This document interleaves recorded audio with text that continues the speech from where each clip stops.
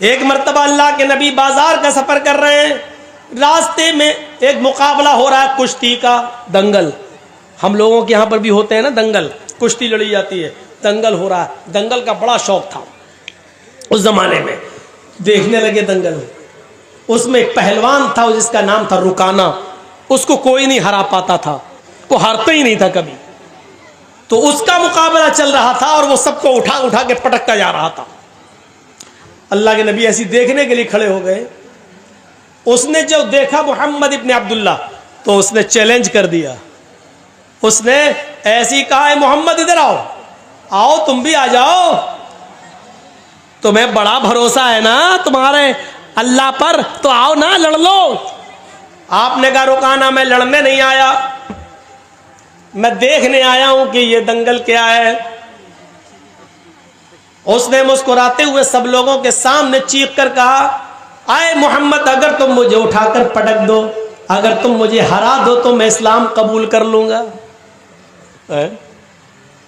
जब कहा कि आ जाओ लड़ लो, तो आपने कहा नहीं, मैं लड़ने नहीं आया।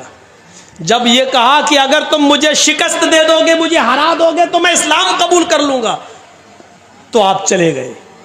इस्लाम का मामला आया तो आप चले गए। चलो, तेरे जैसे पहलवान की जरूरत भी है दीन को। आप आगे बढ़ गए, ये कितनी बड़ी बहादुरी थी। और कोई मौलाना जर्जीस के सामने खड़े होकर कह दे कि तुम खली के मुकाबले में आ जाओ, तो मैं तो जाऊंगा ही नहीं। कोई है, कोई मुकाबला है? अल्लाह के रसूल चले गए, हाथ मिलाया, शुरू हो गया मामला। देखो रुकाना, अपनी बात से पलटना नहीं। अरे जबान होती है मर्द की, दे दी दे दी। वो सोच रहा था कि ये तो दुबला पतला आदमी, एक झटके में गिरा दूंगा। उसको क्या मालूम कि जहां ये जाता है रब की रहमत भी इसके साथ जाती है, रब की मदद भी इसके साथ जाती है। आपने हाथ मिलाया और कुश्ती शुरू।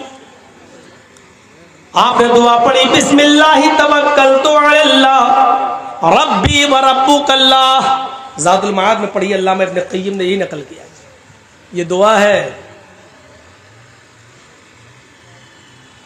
शुरू करता हूं अल्लाह के नाम से और उसी पर मुझे भरोसा है। रब्बी व रब्बुकल्लाह, जो मेरा और तेरा दोनों का रब है। ये कहकर आपने कुश्ती शुरू कर दी और आनन फानन में यकबैग आपने उसको ऐसा पछाड़ा कि वो चारों खाने चित पड़ा है। दंग रह गए लोग। हैं पतला दुबला इंसान, इतने बड़े पहलवान को। रुकाना उड़ता और कहता है मेरे साथ चीटिंग हो गई है। मोहम्मद ने ऐसे मौके पर मुझे दांव मारा जब मेरा पैर फिसल गया था। मैं मोहम्मद के दांव से नहीं गिरा, अपने पैर फिसलने से मैं गिर गया। जो रेफरी होता है, जज जो होता है, जो फैसला करता है कि कौन हार गया कौन जीत गया, उसने कहा नहीं भाई, मैंने तो पैर फिसलते हुए नहीं देखा। मोहम्मद इब्ने अब्दुल्ला फरमाते अल्लाह के नबी, नहीं साहब, अगर इसका पैर फिसल गया था तो मैं इसको एक मौका और देता हूं। आए रुकाना, अगर तेरा पैर फिसल गया और मेरे दांव से तू शिकस्त नहीं खाया तो दोबारा तू लड़ ले। बहादुर हो तो ऐसा, इतने बड़े पहलवान से कह रहा है कि तू दोबारा लड़ ले। उसने दोबारा लड़ना शुरू किया और आपने आनन फानन एकदम उसको फिर शिकस्त दे दी, उसको गिरा दिया। फैसला होता है कि मोहम्मद इब्ने अब्दुल्ला जीत गए। रुकाना से कहा गया, आए रुकाना, अपनी हार शिकस्त तस्लीम करते हो? उसने कहा हाँ, हार तस्लीम करता हूं, लेकिन हकीकत यह कि मैं हारा नहीं हूं। कहा फिर क्या बात है? कहा मैं कहूंगा तो तुम गलत मानोगे। मोहम्मद इब्ने अब्दुल्ला ने मुझे ऐसे मौके पर दांव मारा कि मेरी आंख छपक गई थी और अचानक मुझे कुछ दिख नहीं रहा था। जैसी मेरी आंख छिपकी और इन्होंने मुझे जो है दांव मार दिया और मैं देख नहीं पाया। वैसे आपकी मर्जी।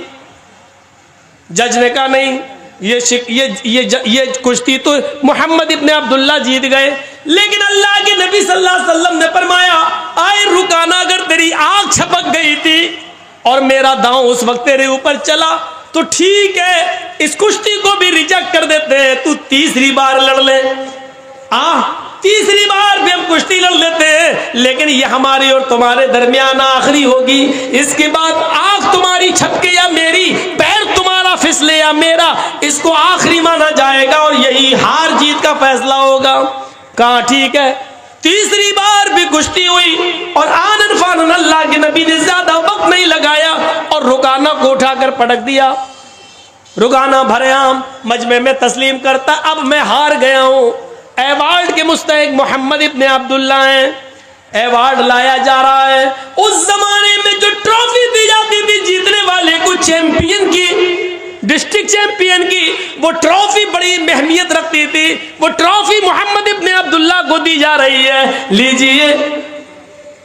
अल्लाह के नबी फरमाते हैं, आए रुकाना, तुमने लोगों के दरमियान ये वादा किया था कि अगर तुम मुझे उठाकर पटक दोगे तो मैं इस्लाम कबूल कर लूंगा, मुझे इस ट्रॉफी की जरूरत नहीं है।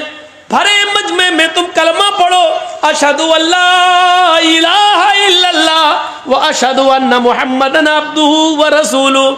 ऐ रुकाना, तुम्हारा कलमा पढ़ लेना ही मेरे लिए सबसे बड़ा अवार्ड होगा। रुकाना मुस्कुराकर कहता है, हाय मोहम्मद, ट्रॉफी उठा और चलता बन। तूने मुझे इतना बड़ा सच्चा कैसे समझ लिया था? अरे मैं तो अब तक धोखे ही से जीतता आया और आज भी धोखे से जीतना चाहता था, लेकिन आपके आगे मेरी चली नहीं है। मैं पहली मर्तबा आपने मुझे उठाकर शिकस्त दी पटका और मैंने कहा मेरा पैर फिसल गया था। कसम है मुझे अपने लातो मनात की, मेरा पैर नहीं फिसला था, मैं तो झूठ बोला था। आए मोहम्मद इब्ने अब्दुल्ला, दूसरी मर्तबा मेरी आंख छपकी नहीं थी, वो भी झूठ था। और मैं जानता था कि आप तीसरी बार लड़ेंगे, लेकिन तीसरी बार मेरे पास कोई बहाना नहीं, क्योंकि आपने पहले ही कह दिया था कि हार और जीत की आखिरी शक्ल होगी। मैं तो हमेशा झूठ बोलता आया। आए मोहम्मद, ट्रॉफी ले और चल, आज मेरी चैंपियन का अवार्ड तूने ले लिया है, ले जाओ, अगली साल फिर देखेंगे। फिर ट्रॉफी मोहम्मद इब्ने अब्दुल्ला को दी गई। अल्लाह के रसूल ने उस ट्रॉफी को अपने हाथ में लिया और जैसे उस ट्रॉफी को अपने हाथ में लिया, फरमाया लोगों रुक जाओ, मैं लड़ने नहीं आया था, कुश्ती लड़ने का मेरा कोई इरादा नहीं था। यह अलग बात है कि मैंने रुकाना को शिकस्त दी, अब जीता हुआ मैं माना जा रहा हूं, लेकिन लोगों में लड़ने नहीं आया था। रुकाना तो माहिर है लड़ने में, रुकाना ही को अवार्ड मिलता। अगर मैं न लड़ता तो आज रुकाना ही अवार्ड लेके जाता। जब मेरी लड़ने की नीयत ही नहीं थी तो मैं अवार्ड क्यों लूं? इस अवार्ड का असली हकदार रुकाना है, मैं नहीं हूं। आए रुकाना, तुम इस्लाम नहीं लाते हो मत लाओ, तुम दीन कबूल नहीं करते हो मत करो, लेकिन यह अवार्ड मैं नहीं लूंगा, क्योंकि मेरी लड़ने की नीयत नहीं थी और मैं नहीं लड़ता तो यकीनन यह अवार्ड तुम ही जीतते। अब यह अवार्ड मैं तुम्हें दे रहा हूं। जैसे अल्लाह के नबी उसके करीब गए और उसके हाथों में अवार्ड दिया, लो। रुकाना उस अवार्ड का ही भूखा था, उसने पकड़ा और मोहम्मद इब्ने अब्दुल्ला को आज इतने करीब से देखा, अवार्ड दे रहे हैं, इतना बड़ा एजाज, इतना बड़ा अवार्ड जो बादशाह की तरफ से दिया जाए, वो अवार्ड मोहम्मद इब्ने अब्दुल्ला मुझे दे रहे हैं और कह रहे हैं मुझे इस अवार्ड की जरूरत नहीं, इसके हकदार तुम हो। रुकाना उस अवार्ड को पकड़ता है और नबी के चेहरे को देखता है। आज उसने करीब से नबी के चेहरे को देखा, चेहरा देख कर ही आइडिया लगा लिया ये चेहरा किसी झूठे का नहीं हो सकता है। मुहम्मदुर रसूलुल्लाह के चेहरे की चमक जिसको देखकर कभी जाबिर इब्ने समुरा ने कहा था, आए मोहम्मद, कभी मैं आसमान पर चमकते हुए चांद को देखता हूं और कभी आपके चेहरे को देखता हूं, तो काबे के रब की कसम मुझे ऐसा लगता है कि चांद आसमान पे जो चमक रहा है उसको हुस्न और नूर मिला है तो वो आपके चेहरे से मिला है। आसमान पे चमकने वाला चांद भी आपके चेहरे की रोशनी का हकदार है, वो भी आपके चेहरे से रोशनी लेकर गया है।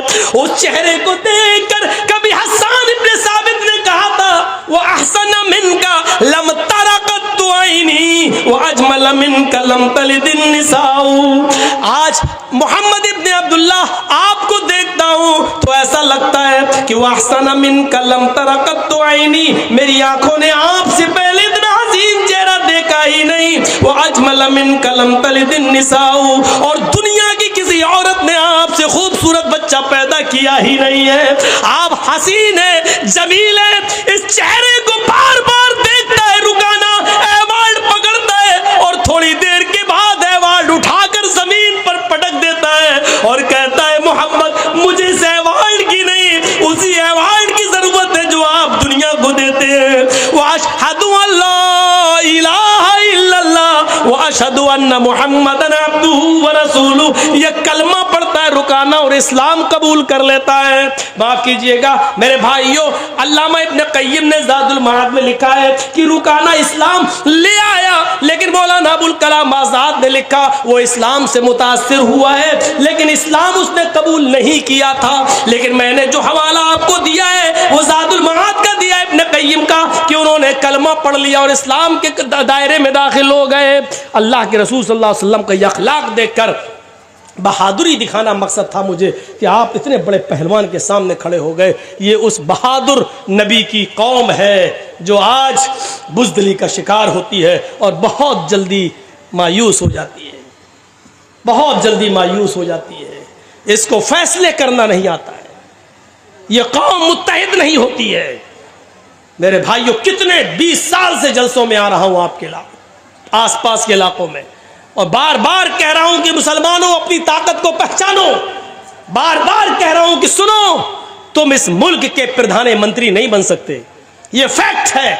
या सिस्टम ऐसा बना दिया गया है कि तुम राजा नहीं बन सकते, तुम वजीर आजम नहीं बन सकते इस मुल्क के।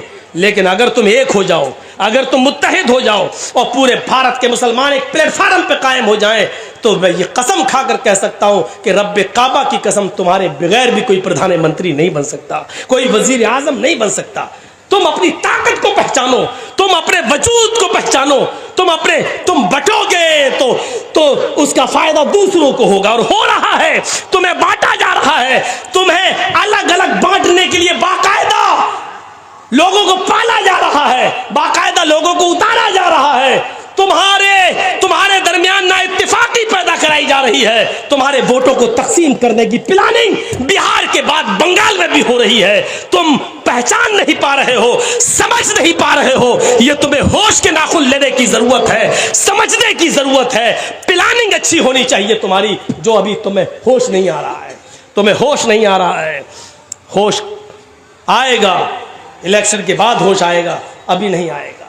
हम प्लानिंग नहीं समझ पा रहे। कितने जलसों में मैंने कहा है कि बड़े नुकसान से बचने के लिए छोटा नुकसान कर दो अपना। अभी मैं अपने भाई का पैर कटवा के आया हूं टाटा हॉस्पिटल में, अपने फुफेरे भाई का कैंसर हो गया था, 10 साल पहले ऑपरेशन कराया था, डॉक्टर ने बचा लिया, लेकिन 10 साल के बाद फिर अटैक हुआ उस पर कैंसर का, और यही कैंसर, उसने कहा पैर नहीं बचा पाऊंगा और कटवाया। वो मना कर रहा था, मैंने कहा नहीं तुम्हें जिंदा रहना है। एक तरफ जिंदगी थी, एक तरफ पैर था। वो नहीं चाहता था कि पैर कटे, उसने कहा मर जाने दो, जितने दिन जिंदगी जी लेने दो, ऐसी जिंदगी से क्या फायदा। लेकिन मैंने उसको कहा नहीं, जिंदगी रहेगी तुम्हारी, कम से कम बच्चों का चेहरा देखोगे, उसके कलेजे से पूछो। जान चली जाए ये बड़ा नुकसान है, पैर कट जाए ये छोटा नुकसान है, लेकिन बड़े नुकसान से बचने के लिए अगर छोटा नुकसान करना पड़ रहा है तो कर दो, कर दो। छोटा नुकसान करके अगर तुम्हारी जान बच रही है तो बचा लो। मुसलमानों, बिल्कुल वो हाल है कि मेरी बीवी के बच्चा पैदा हो रहा है, डिलीवरी का टाइम है, डॉक्टर ने कह दिया कि नहीं खतरनाक माहौल है, या तो माँ को बचा सकता हूँ या बच्चे को, इन दोनों में से किसी एक को बचा सकता हूँ। और जर्जी साहब कलेजे में पत्थर रखकर कहते हैं कि बीवी को बचा लो, बच्चा जा रहा तो जाने दो, बीवी रहेगी तो बच्चे और भी आ जाएंगे। लेकिन ये किसी की बेटी है, किसी की बहन है, वो लोग बर्दाश्त नहीं कर पाएंगे। इसलिए छोटा नुकसान अगर हो रहा तो कर दो, बड़े नुकसान को बचा लो, यानी बीवी को बचा लो और बच्चा जा रहा तो जाने दो। हालांकि बच्चे से भी हमें मोहब्बत है, लेकिन छोटा नुकसान हम गवारा कर रहे हैं बड़े नुकसान से बचने के लिए। मुसलमानों, इस वक्त यूपी की नज़रें भी तुम्हारी तरफ हैं, पूरे इंडिया की नज़रें तुम्हारी तरफ हैं, बल्कि पूरे हिंदुस्तान नहीं पूरी दुनिया की नज़रें तुम्हारे चुनाव की तरफ हैं, तुम्हारे इलेक्शन की तरफ हैं। ये तुम्हें फैसला करना है कि हमें कहाँ जाना है और कहाँ नहीं जाना है। हम किसी पार्टी का प्रचार करने नहीं आए हैं यहाँ पर, ना मेरा हक है प्रचार करने का, और न कभी हम प्रचार करने के लिए किसी की तरफ से उतरे। मेरे भाइयों, एक एहसास दिला दिया मैंने, तो ये बहादुर थे मोहम्मद रसूलुल्लाह। और छठी सिफत क्या बताई गई? 5 हो गई, पराक्रमी, बहादुर होंगे, दानी। छठी सिफत वो खैरात करने वाला, दानी, दान करने वाला होगा। अल्लाह के रसूल से ज्यादा दान करने वाला कोई नहीं था, कोई नहीं था, दान करने वाला कोई नहीं। एक फकीर आया, कहा अल्लाह के रसूल मुझे अल्लाह की राह में कुछ दे दो। कुछ था ही नहीं। आपने कहा अभी तो नहीं है।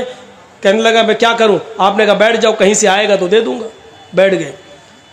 थोड़ी देर में दूसरा आ गया, देने तो आया नहीं, मांगने आ गया, अल्लाह के नाम पे मुझे भी कुछ दे दो। आपने कहा तू भी बैठ जा।